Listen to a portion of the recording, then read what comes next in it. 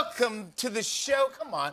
Can you be cooler? Can you be cooler? There's no cooler. I can't believe nobody's worn this sweatshirt all this time. No one rocks it like you. I mean, look at the shoes, everything. You know how to do it. Pink Come on, shoe, bud. pink the lip. pink lip. You know the deal. I gotta say, you know, I watch your show every single day. I love it. Congrats on that. The Drew Barrymore show is awesome, and it's. I love it. There's so many things about it I love, but it was your birthday the other day. Happy belated. Thank you. 2/22/22. It's so crazy. I mean, like, I was born in 1975. Yeah, of course. And you just don't even think about that future date. Like, it's almost a surreal thing. Yeah. Like the year 2000 seemed nuts. Remember, we were all gonna party like it's 1999. It just, yeah, you Y2K, man. I never thought I'd get here, and I've been looking so forward to that auspicious number of a day that we'll kind of only see once in our lifetime. But then you actually were hosting your show on your birthday. I was, which is so happy because I got to wake up with the kids, and then I got to go to work, and our job, our work environment, you guys know, it's a family, it's positive. It's like the rest of, you know, your problems kind of dissipate and fade away when you go to work, because we're all working on something so positive and multifaceted and that feed our souls. And then I got to go home after work, and I walked in, and there was a blindfold taped to the door, and my daughters had put up there. Okay. And thank you for clearing that up. And I put it on, and I'm led in by my daughters, and Olive learned to play Happy Birthday for me on the piano. She's in lessons, but she taught herself by herself. Come on. And then Frankie and they got me a Fudgy the Whale cake. Carvel, Fudgy the Whale is the best. It's the greatest. It's the greatest cake. And they made me beaded necklaces, and then our dog Lucy, and you know, Gary and Lucy are like twinning, and then Lucy jumped on the cake and started eating the whole thing, and dogs cannot have chocolate. Of course. So within a matter of just a minute, the whole place looked nuts, and I was like, this is the best birthday ever. Yeah, of course, dude. That's the best. Why not? This is it.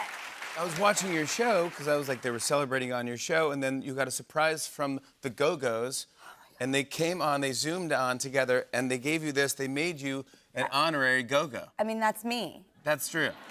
They made this for me, and because I went and I inducted them into the Rock and Roll Hall of Fame. I have a photo of that, by the way. This is you doing, this was genius. You did this as you were introing them. You started putting on, you know, a night mask or whatever, a towel over your head. I felt sort of like, okay, these are the women that when they came into my life when I was about 6 years old, they told me, you can do anything you want. You can, I mean, Nan and I made Charlie's Angels. I don't think I would have dared make a Charlie's Angels if it wasn't for the Go-Go's. And what I loved is they didn't say you have to pretend to be a man.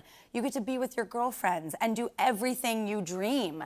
And it was the best sort of tone setter for my entire life. So I was like, how do I pay these women in the right way? And I just thought, I'm gonna go back to when I was a little girl, saw that album cover, and it changed my life forever, and I put the mask on. It was the best moment of the Rock and Roll Hall of Fame. Oh my God, thank you. I was so nervous. Questlove was there, and I got a text from him. He said, yo, your girl is crushing it right now. I'm so relieved. And I was like, what is she doing? He's like, just wait till you see it. She's introing the Go-Go's, and it's brilliant. Oh my God, I felt so much pressure to get that moment right. How do you say to someone or a group of people, my life changed because of you? And the whole trajectory, I know, ties back to seeing these girls that just, there was such a wow factor to me. It was like the Go-Go's and Pippi Longstocking are my DNA. Pippi Longstocking, of course. Of course, girls who are girls who can do anything. I told you already this, but I loved your interview with Donny Osmond. I thought it was awesome. I love Donny Osmond. I was like, dude, it was great. You were just great and asked some great questions. That's the part of your show that I love the best, because you ask questions, they're like, a lot of the times, like, that's the best questions. No one's ever asked me that. Well, thank you. And I love that you do that. I love it. That was a great freaked out for your interview with Dua last night. That was... That's my pal. That was a breakdown of humanity and experience, and these are the things I've learned, and this is how I've grown. It was so informative. Dula Peeps. I already am, like, psychotically obsessed with her, and now I'm like, oh no, how... She's actually cooler than you even understand. It hurts. It actually hurts. Was great to hear her talk about real stuff. Yeah. You know, that's what we want to do. We want to have fun and lean into comedy, but I need to get real every once in a while, because it's not all That's why people love you.